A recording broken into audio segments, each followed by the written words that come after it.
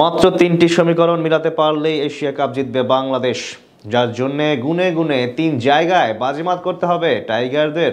এবার থাকতে হবে সর্বোচ্চ সতর্ক, করা যাবে না কোনো ধরনের ভুল। মরুর বুকে ব্যাটিং বোলিংয়ের এসব সমীকরণের উপরই নির্ভর করছে টাইগারদের শিরোপার ভাগ্য, যা বাস্তবায়ন করা গেলে লিটন দাসের নেতৃত্বে ইতিহাস গড়বে টিম টাইগার্স। এশিয়া কাপ জয়ের মিশনে সেই ৩ সমীকরণ নিয়ে বিস্তারিত জানব রিপোর্টে।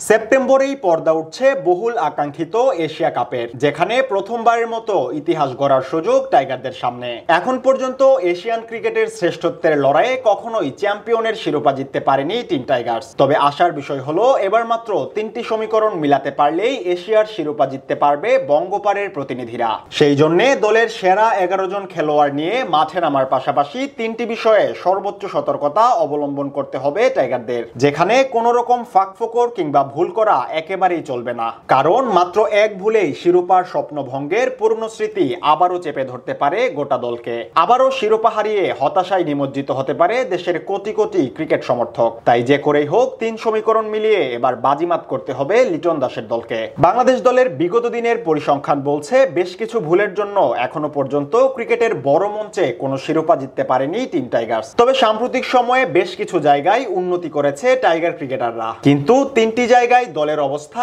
এখনো পুরোপুরি স্থিতিশীল নয়। যার প্রথমটি হলো টাইগারদের ওপেনিং জুটি। সবশেষ আইসিসির চ্যাম্পিয়ন্স ট্রফিতে কোনো ম্যাচই জিততে পারেনি টাইগাররা। বড় মঞ্চে এমন ব্যর্থতার সবচেয়ে বড় কারণ ওপেনিং জুটির নড়বড়ে অবস্থা।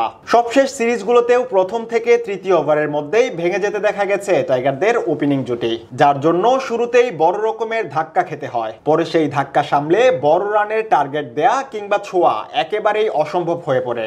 যদিও সম্প্রতি ওপেনিং এ বেশ ভালো করছেন যুব বিশ্বকাপ জয়ী 2 ওপেনার তানজিদ তামিম ও পারভেজ ইমন। তবে জুটি গড়ার ক্ষেত্রে তাদের ব্যর্থতা আছে বললে ভুল হবে না।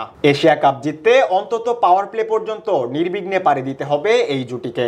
দ্বিতীয় জায়গাটি হলো টাইগারদের মিডল অর্ডারের শুরুর ব্যর্থতা, যেখানে এক প্রকার পিছিয়েই আছে বাংলাদেশ। সম্প্রতি 4 নম্বর পজিশনে খেলছেন তাওহিদ হৃদয়, যদিও সবশেষ সিরিজগুলোতে তিনি একেবারে খারাপও করেননি। তবে তার ইনিংসকে খুব একটা ভালো বলা চলে না। বিশেষ করে এশিয়া কাপের মতো আসরে এই পজিশনে আরো বেশি সামর্থ্যের পরিচয় দিতে হবে মিডল অর্ডার ব্যাটারদের। কেননা ওপেনিং এবং মিডল অর্ডারের শুরুর ব্যর্থতার জন্য ইনিংস মেরামতের কাজ করতে হয় জাকের কিংবা শামীমের মতো ফিনিশারদের। ফলে ম্যাচের ফলাফল পর্যন্ত পৌঁছানো কঠিন হয়ে পড়ে। এরপর যে জায়গাটিতে ফোকাস আরো বাড়াতে হবে তা হলো টাইগারদের ফিল্ডিং বিভাগ।